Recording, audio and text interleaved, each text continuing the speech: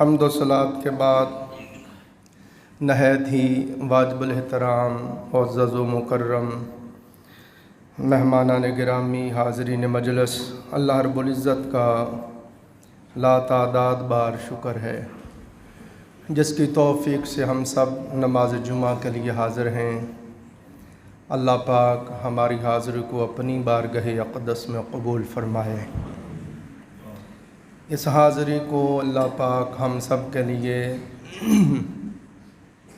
ذریعہ نجات، کفارہ سیئات بنائے۔ عزیزان محترم، جیسا کہ آپ کو علم ہے، ماہ ربیع الاول شریف کی آمد ہے، تو میں چاہتا تھا کہ سرور دو جہاں صلی اللہ علیہ وآلہ وسلم کی ذات ببرکات کے بارے میں، آقا علیہ السلام کی عظمت و شان کے بارے میں خطابات کا سلسلہ شروع کروں، مگر درمیان میں ایک نیا موضوع داخل ہو گیا ہے، اور ہمیشہ میں نے اپنی استطاعت کے مطابق کوشش کی ہے کہ جو موضوع ہو اسی پر خطاب کیا جائے۔ جس موضوع پر خطاب کرنا موضوع ہو، ضرورت ہو، حالات حاضرہ جس موضوع پر خطاب کا تقاضا کریں، ہم کوشش کرتے ہیں ہمیشہ کہ اس کے اوپر خطاب کریں۔ آج کل تمام سوشل میڈیا پر، اخباروں پر آپ سب دیکھ رہے ہوں گے، سن رہے ہوں گے، مشاہدہ کر رہے ہوں گے کہ قومی اسمبلی میں ایک بل پاس کیا گیا ہے، ٹرانسجینڈر بل۔ اس کا مطلب ہے اپنی جنس کو تبدیل کروانا یا کرنا۔ یہ بل قومی اسمبلی میں پاس کر دیا گیا ہے۔ اس حوالے سے میں گفتگو کرنا چاہتا ہوں۔ عزیزان محترم، اپنے احساسات اور اپنے جذبات اور اپنے خیالات کا اظہار تھوڑے وقت میں کرنا چاہتا ہوں، اور ہر صاحب علم اور ہر ذی شعور شخص اور خوف خدا رکھنے والا شخص، میں سمجھتا ہوں، ہر فورم پر اس آواز کو اٹھا رہا ہے۔ تو یہ بل جو ہے، تھوڑا اس کو سمجھنے کی کوشش کریں آپ۔ یہ عالم مغرب، یہودیوں کے ایجنٹوں نے، جن کو یہ خود لاتے ہیں اور مقرر کرتے ہیں، ہمارا تو بس نام ہی ہے، یہ غلط فہمی ذہن سے نکال دیں کہ یہ لوگ آپ کے ووٹوں سے آتے ہیں۔ یہ سب دھوکہ ہے، فراڈ ہے، بے ایمانی ہے، یہ ہمارے ووٹوں سے نہیں آتے، وہی آتے ہیں جن کو وہ لانا چاہتے ہیں، اور وہ لاتے ہیں بڑی پلاننگ سے، بڑے طریقہ کار سے۔ 2018 میں اس بل کو 2018 سے سمجھے اس کے اوپر کام ہو رہا تھا۔ جو اس وقت حکومت تھی، انہوں نے اس کو لانے کی کوشش کی، پھر حکومت ختم ہو گئی، پھر دوسری حکومت آ گئی، پھر یہ کام رکا رہا، پھر حکومت آئی، تو اب یہ بل لائے ہیں۔ اس کا دوسرا مطلب یہ ہے ہم جنس پرستی کا دروازہ کھولنا۔ یہ جو قانون پاس کیے انہوں نے کہ کوئی بھی شخص اپنی جنس تبدیل کروا سکتا ہے، تو اس کا مطلب یہ ہے کہ آپ ہم جنس پرستی کا دروازہ کھول رہے ہیں۔ بعض لوگ یہ ابہام پیدا کر رہے ہیں، غلط فہمی پیدا کر رہے ہیں، کہتے ہیں کہ یہ ہجڑوں کے لیے بنایا گیا ہے۔ سمجھتے ہیں نا، خسرے ہجڑے جن کو ہم کہتے ہیں۔ یہ شدید غلط فہمی ہے اور ابہام ڈالنے کی کوشش ہے۔ ہجڑوں بیچاروں کو تو کوئی پوچھتا ہی نہیں ہے۔ انہیں ہجڑا کہلانے کے لیے کسی قانون کی ضرورت نہیں ہے۔ آپ سمجھتے ہیں وہ جسمانی طور پر ادھورے ہیں، نامکمل ہیں، اور سپریم کورٹ نے انہیں ان کی شناخت کے لیے الگ ان کے لیے قانون بنا دیا ہے۔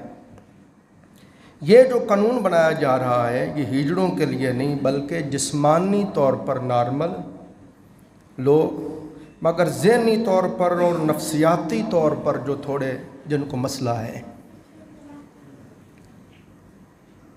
اور دکھ کی بات یہ ہے کہ میں پڑھ رہا تھا کہ ہزاروں مرد اور ہزاروں عورتوں نے نادرہ میں درخواستیں دے دی ہیں، مردوں نے عورتیں بننے کے لیے اور عورتوں نے مرد بننے کے لیے۔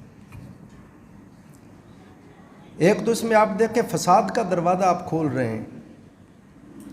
ایک عورت ہے، اللہ نے اس کو عورت بنایا، اس کے حقوق سارے عورتوں والے ہیں، اب وہ مرد بن گئی، ہاں جی، تو اس کا حصہ بنتا تھا 5 لاکھ، اب وہ کہے گا مجھے 10 لاکھ دو، ہاں جی، فساد ڈل جائے گا۔ پھر مسائل عورتوں مردوں کے مسائل الگ ہیں، ان میں پیچیدگیاں مسائل پیدا ہوں گے۔ تو عزیز دوستو، آپ حیران ہوں گے کہ پاکستان کے جو خوف خدا رکھنے والے ماہر ڈاکٹر ہیں وہ چیخ چیخ کے کہہ رہے ہیں یہ کوئی مسئلہ نہیں ہے۔ جن کو کوئی تھوڑا نفسیاتی مسئلہ ہے ہم ان کا علاج کر کے ان کو صحیح کر سکتے ہیں، مگر ان کے کوئی نہیں سن رہا۔ اور یہ اپنے مغربی آقاؤں کو خوش کرنے کے لیے اس بات پہ تلے ہوئے ہیں کہ یہ قانون ہم نے بنوا کے چھوڑنا ہے۔ اور میں یہ اس لیے بھی کہہ رہا ہوں کہ یہ ابہام کی بات نہیں ہے، باہر مغرب میں کئی ملک ہیں جن میں یہ قانون پاس ہو چکے ہیں۔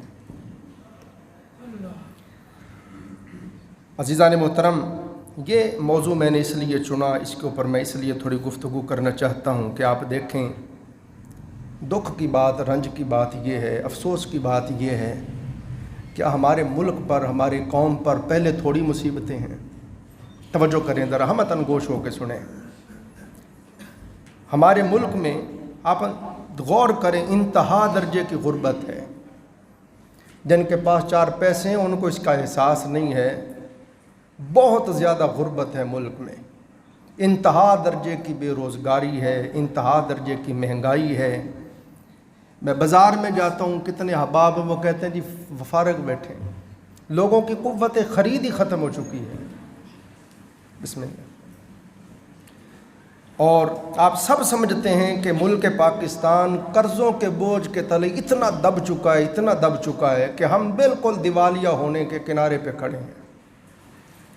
اور اس سے بھی دکھ کی بات ہے، میں نے کل پڑھا کہ پاکستانی کرنسی اس حد تک گر گئی ہے کہ پاکستانی 3 روپے ہوں تو انڈیا کے 1 روپیہ ہے، ہمارے 2.5 روپے ہوں تو بنگلہ دیش کا 1 ٹکا ہے، یعنی اس حد تک ہماری کرنسی گر گئی ہے۔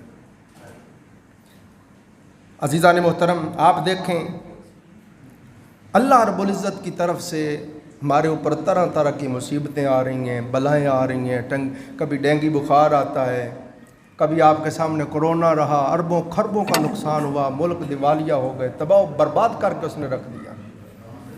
پھر زلزلے آتے ہیں، پھر آپ کے سامنے ابھی سیلاب آیا، 70% ملک ڈوب گیا، اور آپ دیکھیں کہ خدا کی قسم گھر بار مال مویشی خس و خاشاک کی طرح پانی میں بہتے جا رہے تھے۔ یہ ساری جتنی بھی مسائل آتے ہیں، مصائب آتے ہیں، علام آتے ہیں، دکھ تکلیفیں آتی ہیں، یہ اللہ رب العزت کی طرف سے ہمیں متنبہ کرنے کے لیے ہوتی ہیں، جگانے کے لیے، تنبیہ کے لیے، خبردار کرنے کے لیے کہ باز آ جاؤ، باز آ جاؤ، مڑ جاؤ۔ کیا آپ چاہتے ہیں کہ لوط علیہ السلام کی قوم کے ساتھ جو ہوا وہی ہمارے ساتھ ہو؟ کیا آپ یہ چاہتے ہیں کہ آپ کے ساتھ بھی وہی ہو جو لوط علیہ السلام کی قوم کے ساتھ ہوا؟ اب یہی کچھ رہ گیا، غربت بھی ہے، مہنگائی بھی ہے، بے روزگاری بھی ہے، مصائب ہیں، علام ہیں، دکھ ہیں، تکلیفیں ہیں، زلزلے ہیں، سیلاب ہیں۔ ان ساری تباہ کاریوں کے باوجود چاہ جائے کہ ہم عقل کے ناخن لیں، اللہ کی طرف توجہ کریں، باہم محبت کریں، اتفاق سے اکٹھے مل جل کے بیٹھ جائیں، سر جوڑ کے بیٹھیں، ملک کو بہتری کی طرف لے جانے کے لیے کوئی سوچے ہم ایک دوسرے کی ٹانگیں کھینچ رہے ہیں. ہمیں کوئی اس سے غرض و غایت نہیں ہے کہ ملک کدھر جا رہا ہے. تمام سیاستدانوں سے مجھے اس بات پہ بڑا رنج ہے, بڑا دکھ ہے. آپ ٹھیک ہے سیاست کریں مگر ملک قوم کے لیے خدا کے لیے اکٹھے ہو کے بیٹھیں. بڑا لوٹ لیا آپ نے, کچھ سوچیں ایمانداری سے, کوئی راستہ نکالیں کہ یار اس ملک کی بہتری کیسے ہو سکتی ہے, یہ قرض کیسے ختم ہو سکتے ہیں, یہ مہنگائی کیسے ختم ہو سکتی ہے. چاہے جائے کہ آپ اس کے اوپر غور خوض کریں. آپ برائیوں کے دروازے کھول رہے ہیں, آپ اللہ کے عذاب اور عطاب کو دعوت دے رہے ہیں. یہ والا اقدام لوط علیہ السلام کی قوم جو تھی, لوط علیہ السلام کی قوم, ان میں یہ گناہ تھا کہ مرد مردوں سے گناہ کرتے تھے. مرد, قرآن پاک نے بھی اس کو بیان کیا, مرد مردوں کے ساتھ گناہ کرتے تھے. اور اس سے بھی عجیب بات آپ کو بتاؤں, سرور دو جہاں صلی اللہ علیہ وآلہ وسلم 1500 سال پہلے اپنی نگاہ نبوت سے اس کا مشاہدہ کر رہے تھے. آقا علیہ السلام نے فرمایا, اے امت مصطفیٰ, اے میرے امتیوں, آدم علیہ السلام سے لے کر عیسیٰ علیہ السلام تک, آقا علیہ السلام نے فرمایا پہلے جتنی بھی اقوام آئیں, جتنے بھی ادیان, جتنے بھی مذاہب ہوئے, ان میں اللہ کے عذاب ایک ایک گناہ پہ آتے رہے. صرف ایک ایک گناہ پر اللہ کا عذاب آیا. کسی کی شکل کو مسخ کر دیا گیا, کسی قوم کو بندر بنا دیا گیا, خنزیر بنا دیا گیا, کئیوں کے اوپر پتھروں کی بارش برسائی گئی, کئیوں کو زمین کے اندر دھنسا دیا گیا, کئیوں کو پانی میں ڈبو دیا گیا, صرف ایک ایک گناہ پر. مگر آقا علیہ السلام نے فرمایا میری امت کا یہ حال ہو جائے گا کہ آدم علیہ السلام سے لے کر عیسیٰ علیہ السلام تک سب نبیوں کی, سب امتوں کے سارے گناہ میری امت میں آ جائیں گے. اور اس سے بھی عجیب بات آقا علیہ السلام نے فرمایا میں اپنی نگاہ نبوت سے دیکھ رہا ہوں, تم وہ بھی گناہ کرو گے جو پہلے کسی قوم نے نہیں کیا ہوگا. پھر نام لے کے فرمایا لوط علیہ السلام کی قوم میں تو مرد مردوں سے گناہ کرتے تھے, میری امت میں عورتیں بھی عورتوں سے گناہ کریں گی. یہ دیکھو حضور علیہ السلام اپنی نگاہ نبوت سے 1500 سال پہلے جو دیکھ رہے تھے, آج مسلمانوں کے ملکوں میں اس پہ قانون بن رہے ہیں. کتنے دکھ اور رنج کی بات ہے. کیا حضور یہ خوشی سے فرما رہے تھے؟ آقا علیہ السلام رنج سے کہہ رہے تھے تمہارے اخلاق اس حد تک گر جائیں گے, تم راہ حق سے اس طرح بھٹک جاؤ گے, تم اللہ رب العزت کی بارگاہ سے یوں دور ہو جاؤ گے, تمہاری پستی اور گراوٹ کا یہ عالم ہو جائے گا کہ تم ان گناہوں پہ قانون بناؤ گے کہ جس کا جو جی چاہے کرے. پھر عزیزان محترم, لوط علیہ السلام کی قوم کا آپ پڑھ کر دیکھیں. لوط علیہ السلام کی قوم کے 4 شہر تھے. کتنے شہر تھے؟ 4 شہر تھے. ان میں تقریباً 10 لاکھ لوگ رہتے تھے. کتنے لوگ رہتے تھے؟ 10 لاکھ لوگ رہتے تھے ان 4 شہروں میں, اور وہ لوگ یہی کام کرتے تھے. حضرت لوط علیہ السلام نے ان کو بڑا سمجھایا. ہمیشہ اللہ کے پیغمبر, اللہ کے بندے سمجھاتے رہے. جو سمجھ گئے وہ بچ گئے, جو نہ سمجھے وہ ہلاک ہو گئے. دنیا و آخرت کی ذلت اور رسوائی ان کا مقدر ہو گئی. لوط علیہ السلام نے بہت سمجھایا, قوم نہیں سمجھی. پھر آپ کو بتا دیا گیا کہ آپ یہاں سے نکل جائیں. لوط علیہ السلام, آپ کے اہل خانہ اور چند آپ کے صحابہ وہ وہاں سے چل پڑے. پھر آپ پڑھ کر دیکھیں عزیزان محترم ان پر کس طرح عذاب آیا کہ صبح کا وقت تھا, وہ سب لوگ اپنے کام کاج میں مصروف تھے, جس طرح ہم سب اٹھتے ہیں اپنے اپنے کام میں لگ جاتے ہیں, کہ اچانک زمین کے اندر ہلکی ہلکی گڑگڑاہٹ کی آواز آنے لگی. وہ دوڑ کر اپنے اپنے گھروں سے باہر آ گئے, سمجھے کہ زلزلہ آنے لگا ہے. جس طرح ہمارا بھی ہوتا ہے کہ تھوڑا زلزلہ کا جھٹکا لگتا تو بھاگ کے باہر نکلتے ہیں, عمارتوں کے نیچے, ملبے کے نیچے نہ آ جائیں. ہر کوئی اپنی جان بچانے کی کوشش کرتا ہے. تو لوط علیہ السلام کی قوم گھروں سے نکل کر باہر آ گئی گلیوں میں. پھر عزیزان محترم اللہ رب العزت کی طرف سے تھوڑی دیر کے لیے وہ آواز روک دی گئی.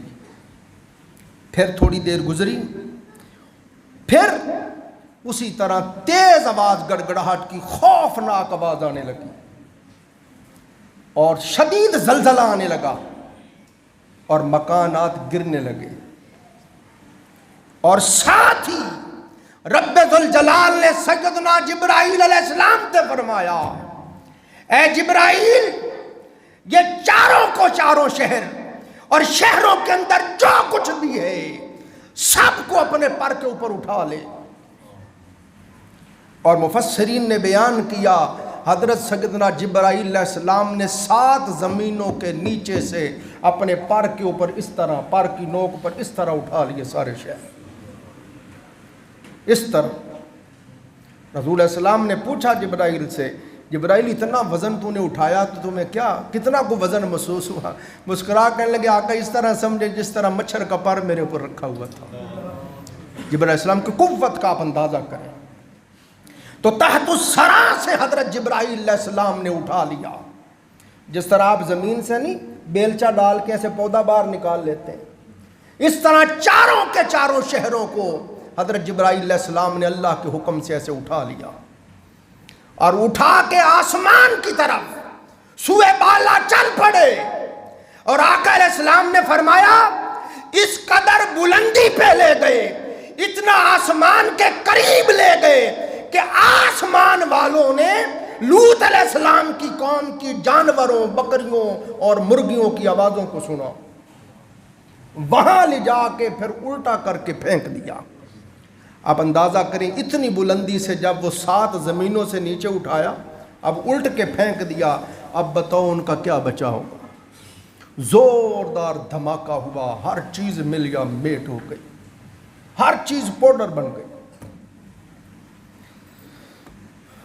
اور بعض مفسرین نے بیان کیا کہ کچھ لوگ ان میں بچ گئے، شدید زخمی تھے، وہ دوڑے. جب وہ دوڑے تو اللہ رب العزت کی طرف سے نشان زدہ پتھر ان پر برسائے گئے. ہر پتھر پر ہر اس گناہگار کا نام لکھا ہوا تھا، اس کے لیے نشان تھا. وہ پتھر اسی کو جا کے لگا اور وہ ہلاک ہو گیا. ایک روایت یہ ہے وہ پتھر سر میں لگتا اور پچھواڑے سے نکل جاتا، جسم کو پھاڑ کے مقد کی جگہ سے باہر نکل جاتا، اور وہ گرتے چلے گئے اور ہلاک ہوتے چلے گئے. بس وہی لوگ بچے جو اس اقدام کو برا سمجھتے تھے، جو اس کے خلاف آواز اٹھاتے تھے اور جو یہ کام نہیں کرتے تھے. تو ہم بھی اس لیے اس کے اوپر آواز اٹھا رہے ہیں، ہم بھی اس کے اوپر اس لیے آواز اٹھا رہے ہیں، اپنا اس میں حصہ ڈال رہے ہیں، شدید مذمت کر رہے ہیں، شدید احتجاج کر رہے ہیں کہ رب ذوالجلال کی بارگاہ میں اللہ رب العزت کے حضور ہمارا بھی نام ان لوگوں میں شامل ہو جائے جو اس کام کو غلط سمجھتے ہیں، اس کی مذمت کرتے ہیں اور اس کے حق میں نہیں ہیں. اور میں حکومت وقت کو کہنا چاہتا ہوں، یہودیوں کے ایجنٹوں کو کہنا چاہتا ہوں، اس اقدام سے باز آ جاؤ، وگرنہ خدا کی قسم ملک پاکستان کے غیور شہری اور تاجدار کائنات کے غلام تمہاری اینٹ سے اینٹ بجا کے رکھ دیں. اس بل کو واپس لو، فوراً واپس لو. اور کہ یہ نہ سمجھے جی قاری صاحب آپ بہت بڑی آواز کر رہے ہیں، یہ چھوٹی سی گلی ہے، چھوٹی سی مسجد، چند لوگ بیٹھے ہوئے ہیں، آپ کی آواز کہاں تک جائے گی؟ خدا کی قسم میرا ایمان ہے میری آواز عرش مولا تک جا رہی ہے، میری آواز مکین گنبد خضرا تک جا رہی ہے.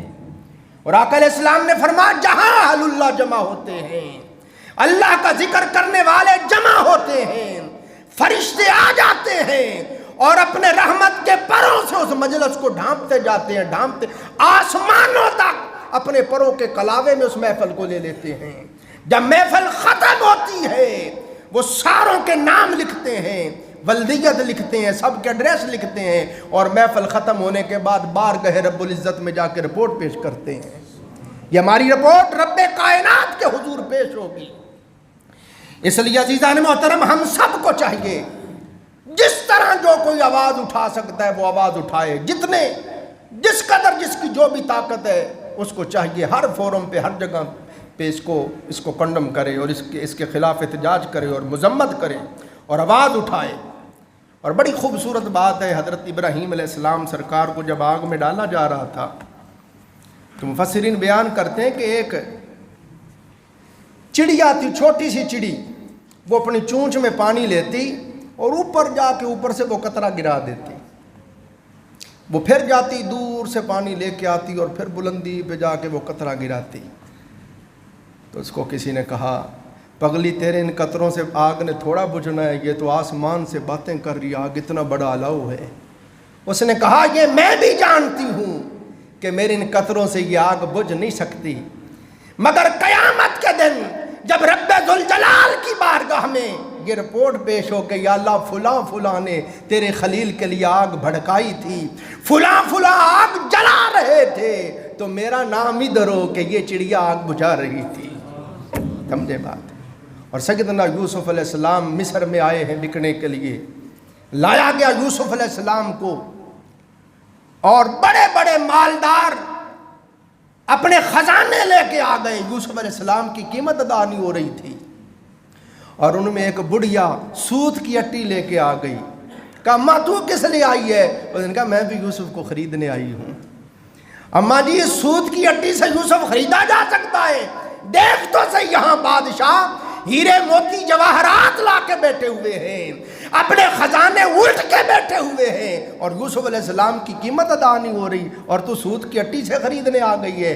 اس نے کہا یہ میں بھی جانتی ہوں کہ جناب سیدنا یوسف علیہ السلام کو میں خرید نہیں سکتی، مگر قیامت کے دن رب ذوالجلال کی بارگاہ سے جب آواز آئے میرے یوسف کے خریدار کہاں ہیں، تو ان میں میرا بھی شمار ہو جائے۔ بھلے ہماری آواز دور تک نہیں جاتی، آواز میں اتنا زور نہیں ہے، اتنی طاقت نہیں ہے، مگر اللہ کے حضور میں تو اس کے بندوں میں شمار ہو جائے گا۔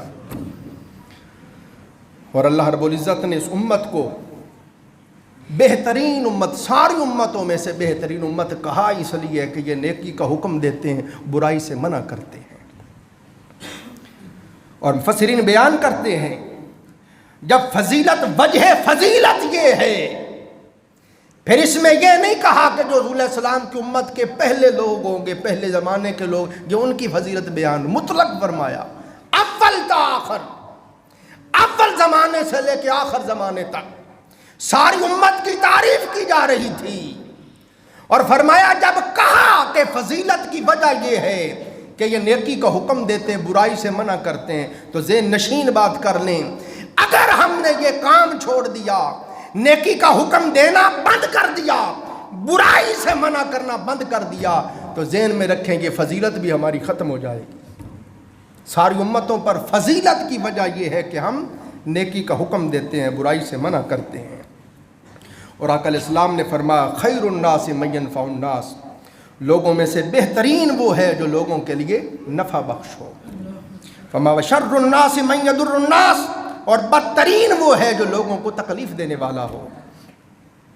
اور آقا علیہ السلام نے ارشاد فرمایا جب بھی معاشرے میں کوئی برائی سر اٹھائے، سرکار نے فرمایا من رأى منکم منکرا فلیغیرہ بیدی، فرمایا اس بدی کو، اس برائی کو اپنے ہاتھ کے ساتھ روک دو۔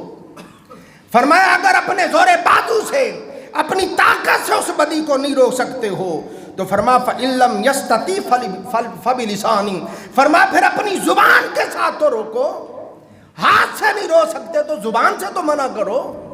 فرمایا اگر زبان سے بھی منع نہیں کر سکتے تو فَإِن لَمْ يَسْتَطِعْ فَبِقَلْبِهِ، فرمایا اگر زبان سے بھی نہیں روک سکتے ہو تو پھر دل سے ہی برا جانو۔ اور پھر آقا علیہ السلام نے فرمایا وَذَلِكَ أَضْعَفُ الْإِيمَانِ، فرمایا یہ ایمان کی کمزور ترین علامت ہے۔ اس پر مفسرین نے بیان کیا یہ جو فرمایا کہ معاشرے میں کوئی بدی سر اٹھانے لگے تو اپنے ہاتھ کے ساتھ بدی کو روک دو، زور بازو سے اس بدی کا سر کچل کے رکھ دو۔ فرمایا یہ کام حکمرانوں کا ہے، یہ کام حکمرانوں کا ہے، اور جو حکمران خود ہی یہ کر رہے ہوں۔ ہاں جی، اور فرمایا زبان سے منع کرو، یہ کام علماء کا ہے، یہ کام، اور دل سے برا جانو، یہ کام عوام کا ہے۔ مگر حجت الاسلام امام غزالی رحمۃ اللہ علیہ نے لکھا اور تمام مفسرین نے بیان کیا، دوسرا قول جس پر امت کا، علماء کا، محققین کا اجماع ہے وہ یہ ہے کہ کوئی ضروری نہیں ہے کہ حاکم وقت اس بدی کو اپنے بازو سے روکے، اپنی طاقت سے روکے، بلکہ مطلق فرما دیا جس میں بھی طاقت ہو، جس میں بھی ہمت ہو، اس بدی کا سر کچل کے رکھ دے۔ جس طرح بھی آپ اس بدی کے خلاف احتجاج کر سکتے ہیں، جہاد کر سکتے ہیں، آپ کریں۔ اور آقا علیہ الصلوۃ والسلام نے ارشاد فرمایا جس نے نیکی کا حکم دیا اور برائی سے منع کیا وہ زمین پر اللہ کا خلیفہ ہے، وہ زمین پر وہ اللہ کا نائب ہے، وہ اللہ کا نمائندہ خاص ہے۔ نہ صرف یہ کہ وہ زمین پر اللہ کا خلیفہ ہے، آقا علیہ السلام نے فرمایا جو نیکی کا حکم دیتا ہے، برائی سے منع کرتا ہے، وہ کتاب اللہ کا بھی خلیفہ ہے، وہ اللہ کے قرآن کا بھی خلیفہ ہے۔ نہ صرف وہ قرآن کا خلیفہ ہے، آقا علیہ السلام نے فرمایا وہ میں محمد مصطفیٰ رسول خدا کا بھی خلیفہ ہے۔ یہ چھوٹا شرف ہے، یہ چھوٹی فضیلت ہے۔ میں نے اگلے دن ایک روایت پڑھی، مجھے سرور آ گیا خدا کے۔ آپ جانتے ہیں، تشریف لاتے ہیں، میری حوصلہ افزائی کرتے ہیں، میرے آپ زیادہ خطاب سنیں، میں تربیت پر اصلاح بھی کرتا ہوں، نیکی کا حکم دینا، برائی سے منع کرنا، تربیت کرنا، اصلاح کرنا۔ تو میں نے ایک حدیث پڑھی، میرا دل خوش ہو گیا۔ آقا علیہ السلام نے فرمایا تم جو کچھ بھی کہتے ہو، تم نے نیکی کا حکم دیا یا برائی سے منع کیا، وہ تمہارا دعوت دینا، تمہارا آواز بلند کرنا، فرما وہ ختم نہیں ہوتا، وہ فضاؤں میں کھڑا رہتا ہے۔ فرمایا قیامت تک تیری آواز ہواؤں میں، فضاؤں میں کھڑی رہے گی، اور قیامت تک تجھے یہ ثواب ملتا ہی رہے گا کہ تو برائی سے منع کر رہا ہے، نیکی کا حکم دے رہا ہے۔ تو کتنے بڑے اجر کی بات ہے، کتنی بڑی فضیلت کی بات ہے۔ اور یہ انبیاء علیہ السلام اور رسل عظام کا راستہ اور طریقہ ہے، اللہ کے نبی اور رسولوں کا کام ہے یہ۔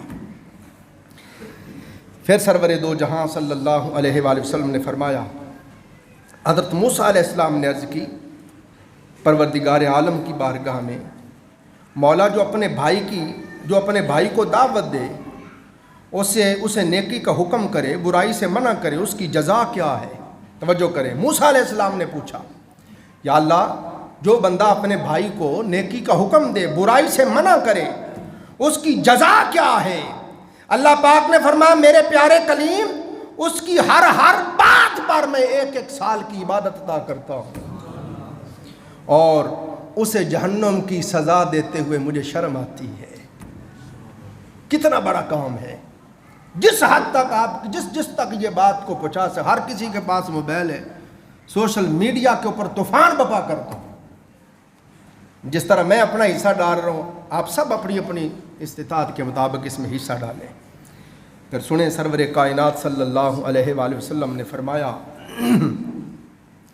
یہ قرآن پاک پڑھ رہا ہوں، فرمایا والمؤمنون والمؤمنات بعضهم اولیاء بعض، فرمایا ایماندار مرد اور ایماندار عورتیں ایک دوسرے کے اولیاء ہیں، دوست ہیں۔ فرمایا یأمرون بالمعروف وینہون عن المنکر، نیکی کا حکم دیتے ہیں، برائی سے منع کرتے ہیں۔ اب یہاں پر امام غزالی فرماتے ہیں اللہ پاک نے ایمان والے مرد اور ایمان والی عورتوں، ان کی نشانی یہ بیان کی ہے کہ وہ نیکی کا حکم دیتے ہیں، برائی سے منع کرتے ہیں۔ امام غزالی فرماتے ہیں جو دعوی ایمان کرتا ہے اور یہ کام نہیں کرتا، فرماتے ہیں وہ سمجھ لے وہ مومن نہیں ہے، وہ صاحب ایمان ہی نہیں ہے۔ کہ صاحب ایمان کی تو اللہ نشانی یہ بیان کر رہا ہے کہ وہ نیکی کا حکم دیتے ہیں، برائی سے منع کرتے ہیں۔ اسی طرح حضرت ابو درداء رضی اللہ تعالیٰ عنہ فرماتے ہیں آقا علیہ السلام نے فرمایا تم نیکی کا حکم کرو، ورنہ یہ لکھیں، دل کے اوپر لکھیں، آقا علیہ السلام نے فرمایا نیکی کا حکم کرو، برائی سے منع کرو، ورنہ تم پر اللہ کا یہ عذاب مسلط کیا جائے گا کہ اللہ پاک تم پر کسی ظالم بادشاہ کو مسلط کر دے گا، اور وہ اتنا ظالم ہوگا اور ظلم کرے گا جو تمہارے چھوٹوں پر رحم نہیں کرے گا۔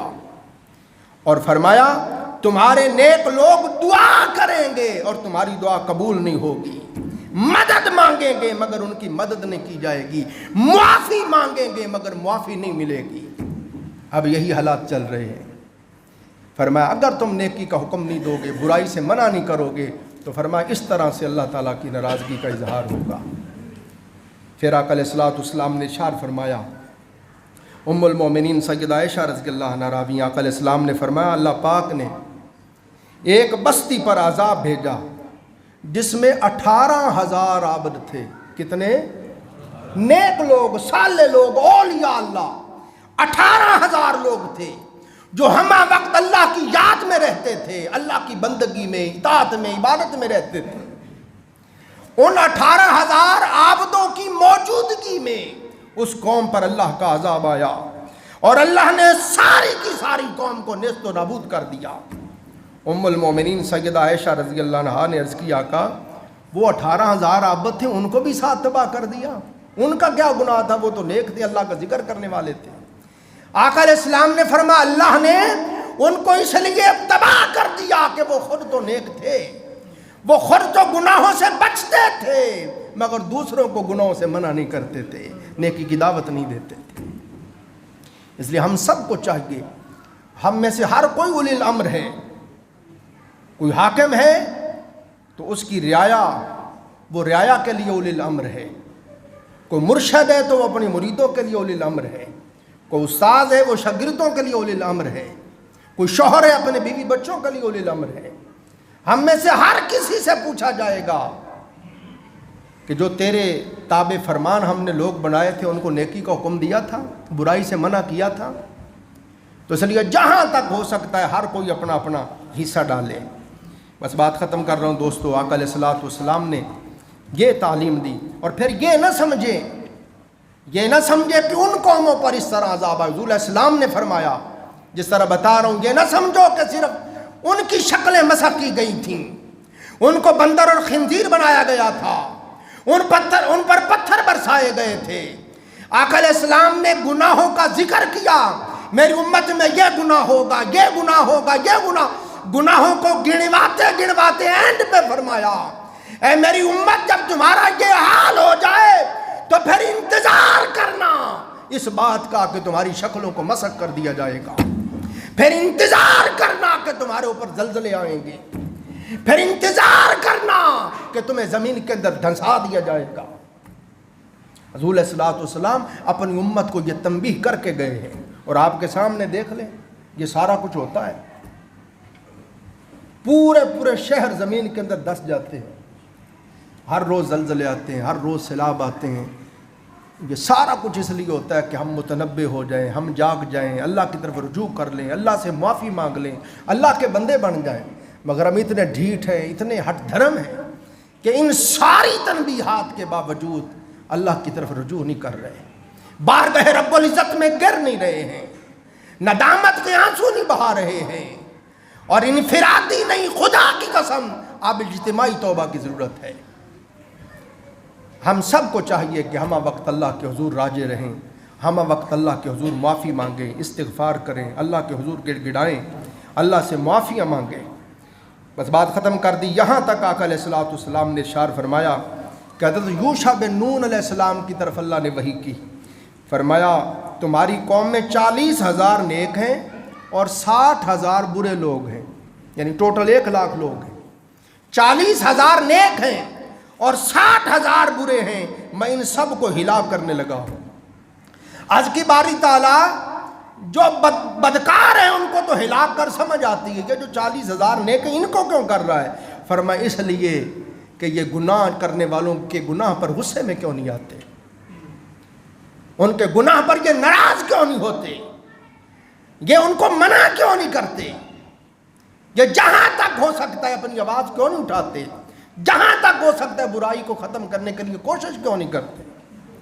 تو اللہ تعالیٰ نے ان بدکاروں کے ساتھ نیکوں کو بھی صفحہ ہستی سے مٹا دیا۔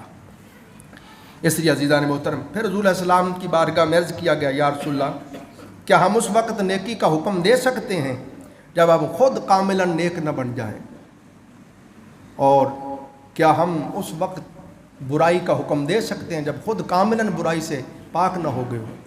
آقا علیہ السلام نے فرمایا تم کاملاً بھلے نیک ہوئے ہو یا نہیں ہوئے، کاملاً بدی سے پاک ہوئے یا نہیں ہوئے، میں تمہیں حکم دیتا ہوں نیکی کا حکم دو، برائی سے منع کرو۔ ایک اس میں یہ راز ہے کہ اگر ہم سب یہ سوچ لیں کہ میں خود اہل نہیں ہوں، میں خود نیک نہیں ہوں، خود نمازی، اگلے کو کیسے کہوں، تو اس طرح تو پھر حضور کا دین ختم ہو جائے گا۔ اور دوسرا اس میں راز یہ ہے، میں خود پڑھاتا ہوں، میں اپنا تجربہ بتا رہا ہوں، جس چیز پہ میرا عمل نہ ہو، جب میں کہتا ہوں خدا کی قسم، میرا ضمیر اندر مجھے ملامت کرتا ہے۔ جب ہم دوسرے کو کہتے ہیں تو اندر ضمیر خود ہمیں تبلیغ کرتا ہے، خود کہتا ہے کہ اس کو کہتا تو خود ایسا کیوں نہیں ہے۔ جب آپ دوسروں کو کہیں گے تو آپ کو خود پہلے تبلیغ ہو جائے۔ تو آج یہی میں کہنا چاہتا تھا، اللہ تعالیٰ مجھے بھی آپ کو بھی سمجھنے اور اس کے اوپر عمل کرنے کی توفیق عطا فرمائے۔ وآخر دعوانا الحمدللہ رب العالمین۔